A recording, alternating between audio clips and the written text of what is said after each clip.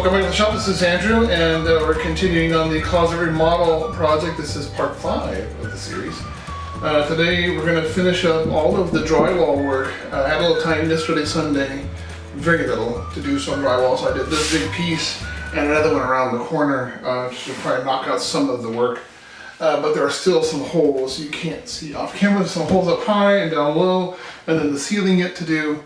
That I need to get done today because we want to start mudding tomorrow. So really trying to get this thing ready for painting, or at least texturing this weekend. So let me reset the camera and we'll take a look at the ceiling and see what has to be done up there. Okay, so here we are. This is the ceiling of the closet, and I kind of roughed in the electrical box here, and then I realized afterwards that these two end pieces of 2x4 are actually not attached to the outside 2x6s, and so they're kind of wobbly, and it made it almost impossible to put this box on. So the box is only halfway nailed in, so I need to get the box off and then cleat up these to take the drywall insert that was already pre-cut, which is thinner than this, so my cleat has to be a little bit below the edge of here. A lot of pieces. It's never simple or easy. So let me see if I can get that off first. I don't think that'll be very interesting to look at. Get this box off, and then we'll get up there and do some of the repair work that needs to happen. Okay, there we go. Got that off. It was a lot easier than I thought it was going to be. All right, and then I need to secure this these two end pieces. So I've got some of my 6-inch deck screw, 3-inch. I'm sorry, 3-inch. Deck screw spikes here, and I'm just gonna toenail in on the side here to secure. Oh, hang on, gotta change my driver a bit. These are T25. Let me tell you, if you have a choice between either a Phillips or a T series for driving any kind of a screw, man, go for a T. Is a star, kind of a driver dip. And go for the T25 or bigger. Don't go for the T20 because it's still not quite robust. I did an entire garage and workshop using T20s, and it was good, but it was better than Phillips, but it was still brutal. And then I finally ran out of the T20s and I switched to the T25s, and man, it went way faster. So a little worried for the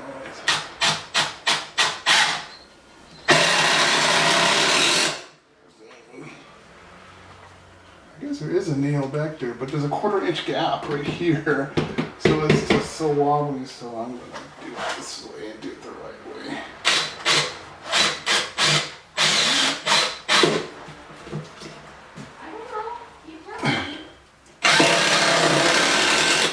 And you can see, I think you can see this. This is an OSB panel up above my head.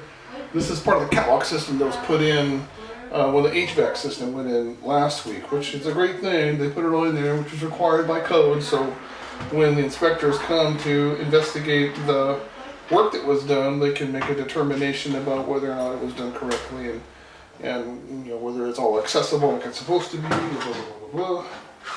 Anyway, so that's what's going on with that. I need to turn the ladder around so I can put the other screws in, but maybe, you know what?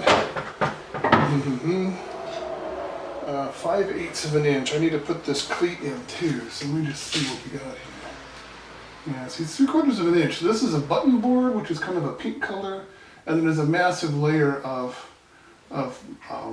plaster, really. So it's a 3/8 button board, and then 3/8 of this plaster, and then it's stiff. This is basically concrete, and I need to set a spot that's 5/8 inch above the bottom surface, because my cover is 5/8. If I can just double check and measure my cover just to make sure. Oh, you know, it's good. I'm gonna check. It's 1/2 inch. So 1/2 inch. So the drywall that was here before as just like a temporary cover is only 1/2 inch. So I'm going to measure up 1/2 inch from the bottom surface and give myself a little pencil line.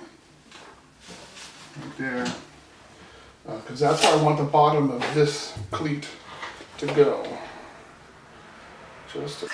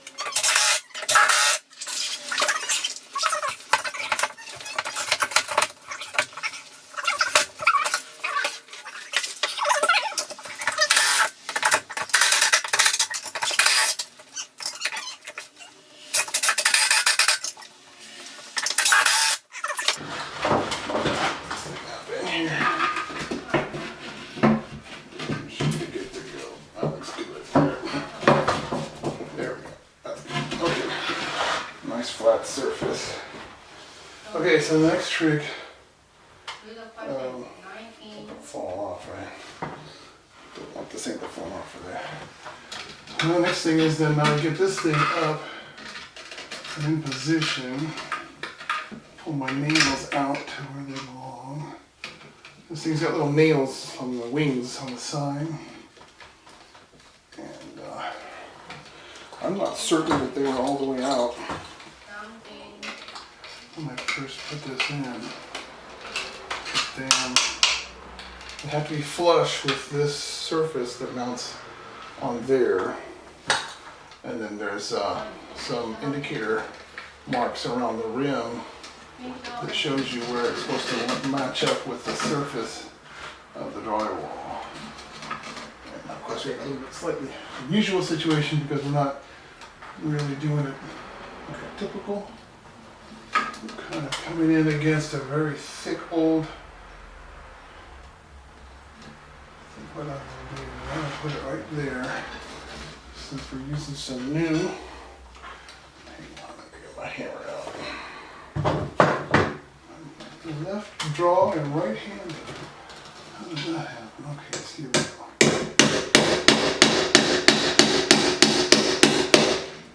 Let's see, that feels way more firm.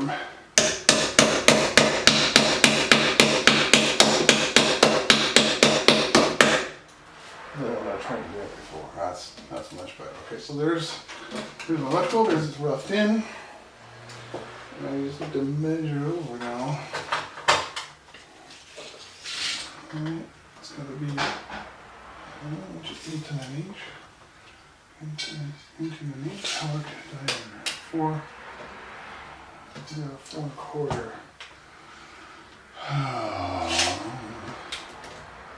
5 1/4. 5 and a little.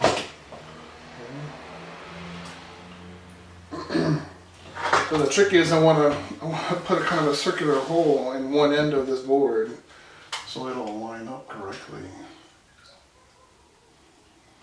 I've never done a circular box.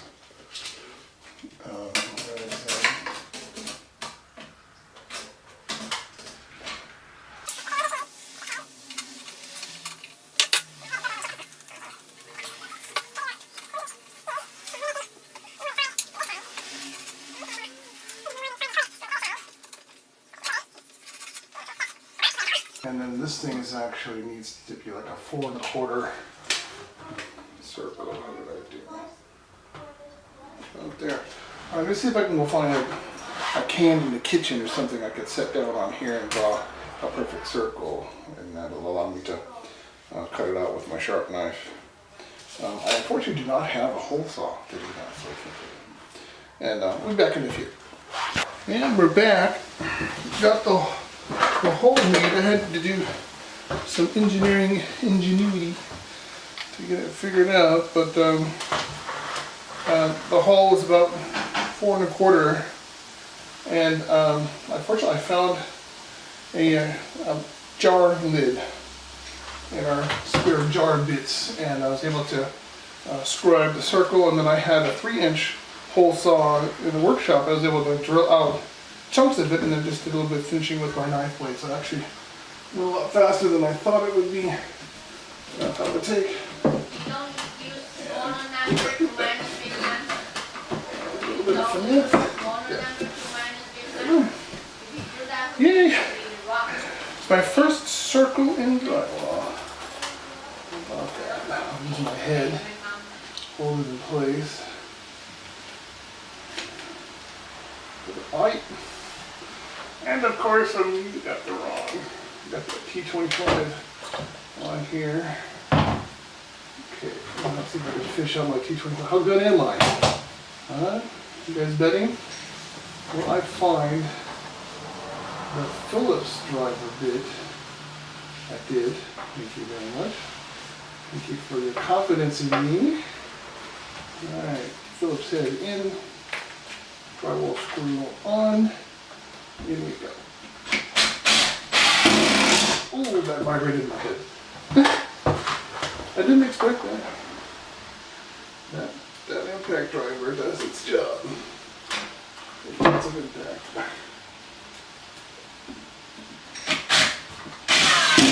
Oh, yeah, don't ever do that. Little advisory: don't put your head next to something you're driving in with an impact driver. That vibrated in my head. Made my Phillies vibrate.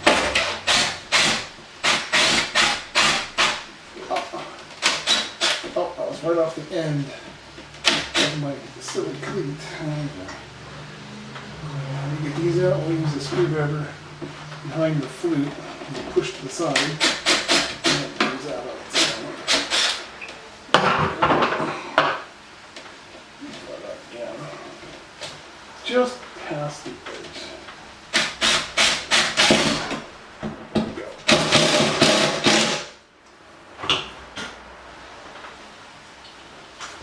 Push that in. I'll put a couple more down here. Hold on there. Oh! And it's automatically push up with my head, I guess.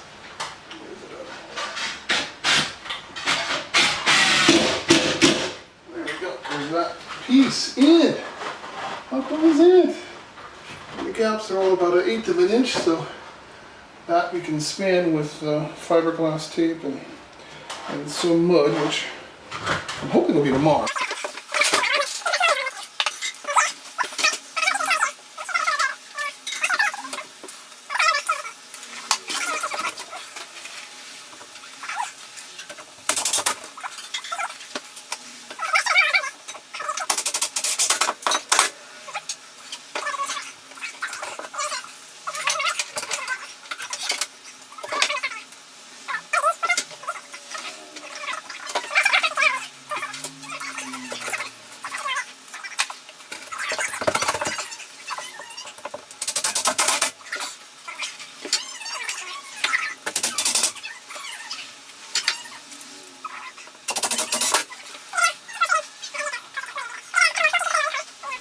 Okay, so I just really quickly cut out this little slip here. This is from the hole that originally came out of here.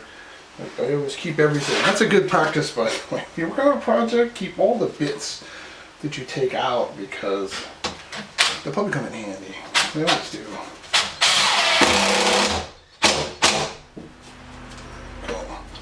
Just a little bit less mud to deal with by filling it in. And then when the project's done, then you can throw it all away. But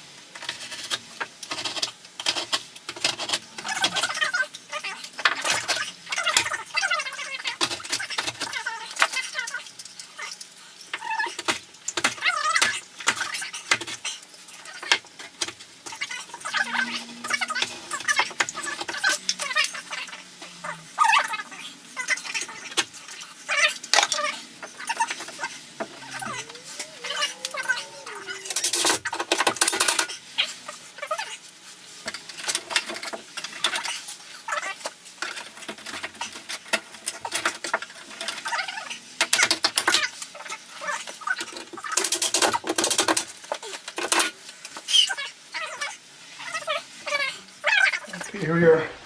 Got this rectangle all set ready to go. And by the way, I had to put a couple of cleats behind, so there's some OSB, sorry, oriented strand board scraps. Piece back here and another piece along here. That'll keep this seam together, and then this piece goes in, keep this seam together, and then of course the 2x4s here. And then having a stationary seam, as I understand, is very important. Otherwise, your seams will crack over time. The house vibrates and earthquakes and people walking around, and it's really important. So got it pretty close.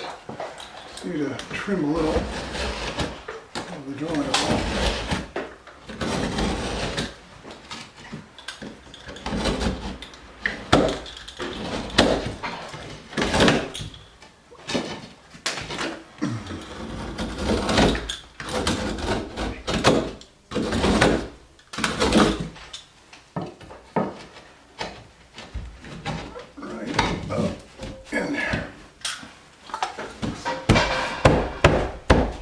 Good.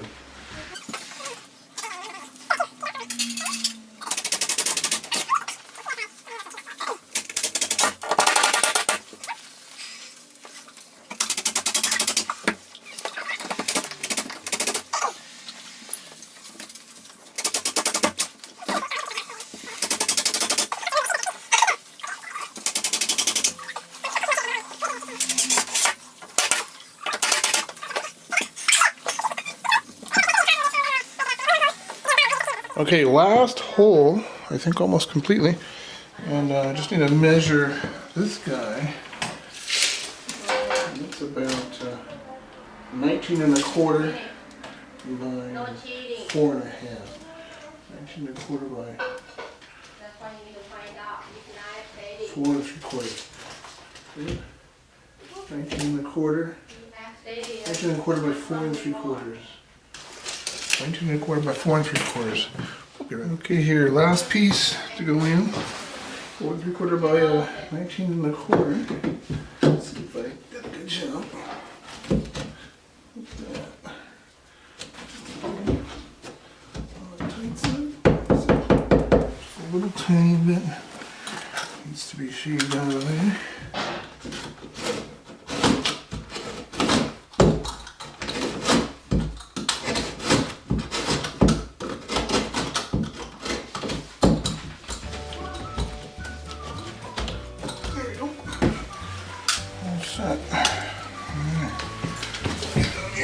Put some screws in.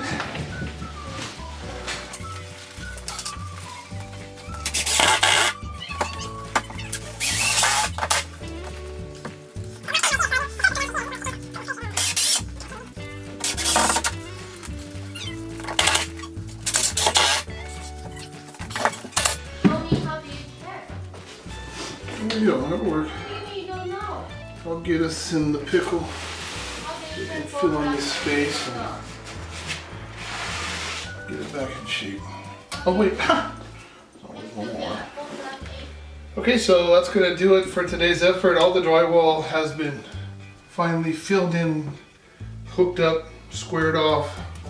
Otherwise it seems reduced to near as zero as possible to make the mud work easier starting tomorrow. So I'll come back and join us then. Please do like and share this video. Working very hard and hoping you're enjoying this effort. But most important, please do subscribe to this channel so you can follow along with us as we continue on with our closet remodel project. Ready?